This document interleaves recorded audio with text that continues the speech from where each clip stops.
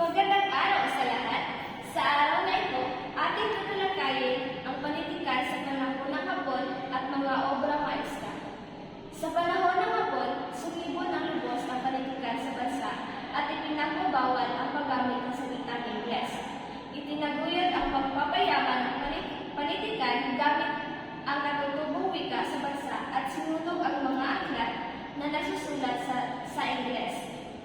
Ang panahon ng mga Hapon ang tinaguriang gintong panahon sa panitikang Pilipino.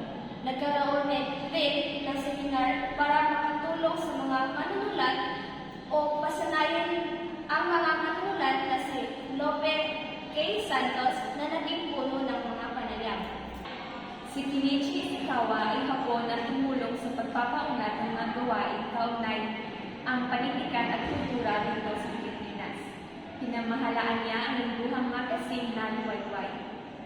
Ang mga tema ng panitikan sa panahon ng mga Hapon ay sumisentro sa buhay na lalawigan o pagsasaka o pangingisda, pagkamakabayan, pag-ibig, kalikasan, pananampalataya, sining, at pagkakaroon ng dangal sa sarili at bansa. Mga uri ng mga tula sa panahon ng Hapon. Una, haiku. Ang haiku ito ay tulang may tatlong taludtod at may bilang na pantun na 5, 7, 5 sa bawat taludtod. Ito ay maikling ngunit nagtataglay ng mga matatalinghagang hulugan. Ito ay naging mesihan ng Tanaka. Pangalawa, Tanaka.